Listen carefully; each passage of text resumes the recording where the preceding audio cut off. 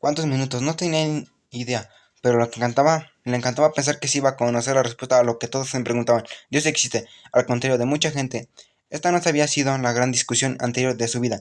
En el antiguo régimen comunista, la educación oficial afirmaba que la vida acababa con la muerte, y ella terminó acostumbrándose a la idea.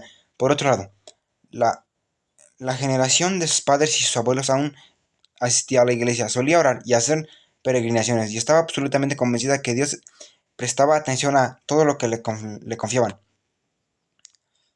A los 24 años, después de haber vivido todo lo que había sido permitido vivir, y hay que reconocer que no fue poco, Verónica tenía casi la certeza absoluta de que todo acababa con la muerte. Por eso se había escogido el suicidio, la libertad, por fin, el olvido para siempre. En el fondo de su corazón quedaba la duda, y si Dios existe, miles de años de civilización hacían el suicidio en tabú. Enfrenta todos los códigos religiosos.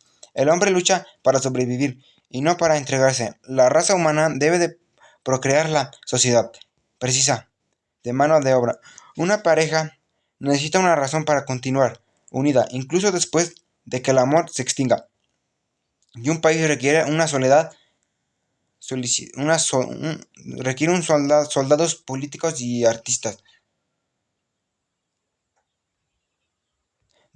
Si Dios existe, lo que yo sinceramente no creo, sabrá lo que el entendimiento del hombre tiene un límite. Fue él quien creó este caos, donde reinan la miseria, la injusticia, la codicia, la soledad.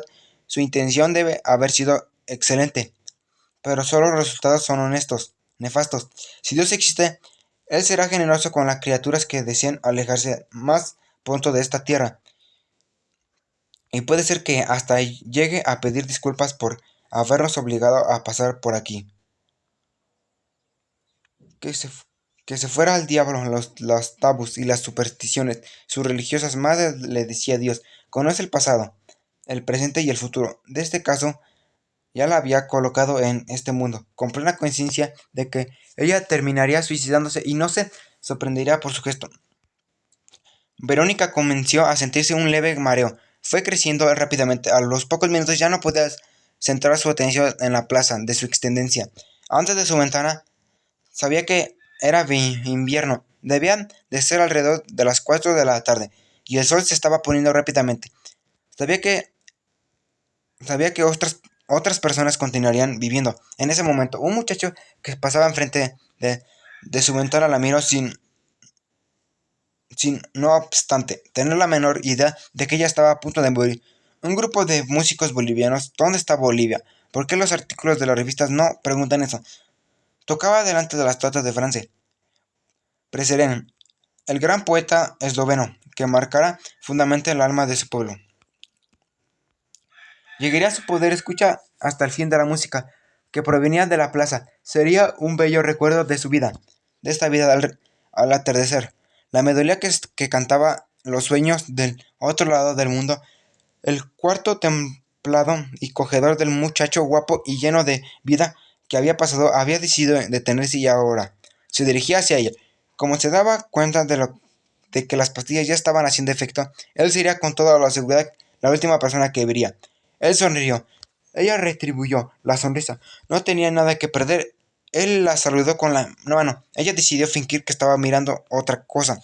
Al final, y acabó el muchacho estaba queriendo ir demasiado lejos, desconcertado. Él continuó su camino, olvidando para siempre de aquel rostro de la ventana. Pero Verónica se quedó satisfecha de haber sido deseada una vez más. No era por ausencia de amor por lo que estaba suicidando. No era por falta de cariño de su familia, ni problemas financieros, o por una enfermedad incurable. Verónica había decidido morir aquella bonita tarde de Lejumligina, con músicos bolivianos tocando en la plaza, con un joven pasando frente a su ventana, y estaba contenta con lo que sus ojos veían y sus oídos escuchaban. Pero aún estaba más contenta de que no tener contemplar aquellas mismas cosas durante 30, 40 o 50 años más, pues irían perdiendo toda su originalidad al estar inmersas en la tragedia, de una vida donde se repite, y el día anterior es siempre igual al siguiente. El estómago ahora empezaba a dar vueltas y ella se sentía muy mal. ¡Qué gracia! Pensé que una sobredosis de tranquilizantes me haría dormir inmediatamente, pero lo que sucedía era un extraño zumbido en los oídos y la sensación de vómito. El vómito, no moriré. Decidió olvidar los cólicos, preocupado, procurando concentrarse en la noche que caía con rapidez a los bolivianos en las personas. Comenzaba a cerrar sus tiendas y salir del ruido. En el oído se hacía cada vez más agudo y por primera vez desde que había ingerido las pastillas Verónica sintió miedo, un miedo terrible ante lo desconocido, pero fue rápido, enseguida perdió la conciencia. 2. Cuando abrió los ojos, Verónica no pensó, esto debe ser el cielo. En el cielo jamás se utiliza una lámpara fluorescente para iluminar el ambiente y el dolor que apareció en una fracción de segundo después era típico de la Tierra. Este dolor de la Tierra es único, no puede ser confundido con nada. Quiso moverse y el dolor aumentó. Apareció en una serie de puntos luminosos y aún así Verónica continuó entendiendo que aquellos puntos no eran estrellas del pared, sino consecuencias de su intenso sufrimiento. Has recuperado la conciencia, declaró una voz de mujer. Ahora estás con los dos pies en el infierno, aprovecha. No, no podía ser, aquella voz la estaba engañando.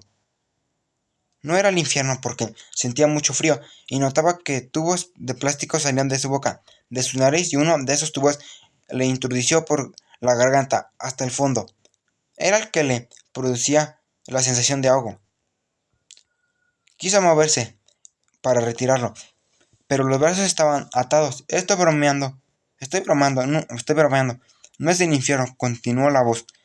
Es peor que el infierno, donde además yo nunca estuve. Es billete. A pesar del dolor y la sensación de sofocamiento, Verónica en una fracción de segundo entendió lo que había pasado.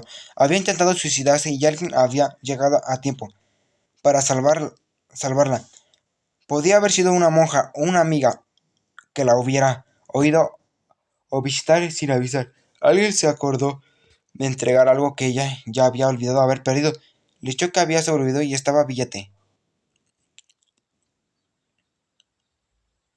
Billete, el famoso y temido manicomio que existía desde 1991, año de la independencia del país, en aquella época creyendo que la división de Yugoslavia se producía de forma pacífica. Al final ya acabó. Eslovenia enfrentó apenas 11 días de guerra.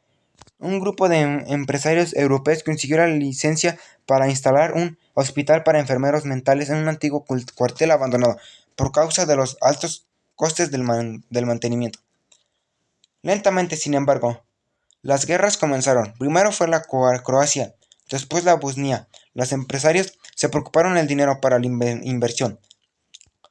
Provenían de capitalistas esparcidos por diversas partes del mundo, cuyos nombres ni sabían de modo que era imposible de sentarse ante ellos, dar algunas disculpas y pedirles que tuvieran paciencia. Resolvieron el problema adoptando prácticas nada recomendables para un asilo psiquiátrico. El billete pasó a simbolizar para la joven nación que acababa de salir de un comunismo tolerante lo que había de peor en el capitalismo. Bastaba pagar para conseguir una plaza. Muchas personas cuando querían desembarazarse de alguien miembro de la familia por causa de desacuerdos en torno a una herencia o de algún comportamiento inconveniente, gastaban una fortuna y conseguían un certificado médico que le permitiera internamiento de los hijos o los padres que eran fuente de problemas. Otros para huir de deudas o justificar ciertas actitudes que podían cerrar largas estancias de prisión. Pasaban algún tiempo en el asilo y salían libres de cualquier peligro de proceso judicial. Billete, el lugar donde nadie jamás había huido, que mezclaba a los verdaderos locos enviados allí por la justicia o por otros hospitales, con aquellos que eran acusados de locura fingían el resultado de una verdadera confusión, y la prensa a cada momento publicaba historias a malos tratos y abusos, aun cuando jamás tuviera permiso para entrar a ver lo que estaba sucediendo. El gobierno investigaba las denuncias, No conseguían pruebas. Las acciones amenazaban con propagarlas. Propagar era difícil para inversiones externas en el país y en las instituciones. Conseguía mantenerse de pie cada vez más fuerte. Mi tía se suicidó hace pocos meses. Continuó la voz femenina. Había pasado casi 8 años sin ganas de salir de su cuarto, comiendo, engordando, fumando, tomando calmantes y durmiendo. La mayor parte de su tiempo tenía 2 hijas y un marido que la amaban. Verónica intentó mover su cabeza en direcciones a la voz, pero era imposible. Tan solo la vi reaccionar una sola vez. Cuando el marido encontró un amante, entonces ella armó escándalos, perdió el peso, rompió vasos y durante semanas enteras no dejó dormir a los vecinos con sus gritos. Por más extraño que parezca, creo que fue su época más feliz. Estaba luchando por algo, se sentía viva y capaz de reaccionar ante el desafío que se le presentaba. ¿Y qué tengo yo que ver con todo eso? Pensaba Verónica, incapaz de decir algo. Yo, yo no soy su tía, ni niego, ni tengo marido. El marido terminó dejando al amante, persiguió a la mujer. Mi tía poco a poco volvió a su pasividad habitual. Un día de teléfono decidió que estaba dispuesto a cambiar de vida.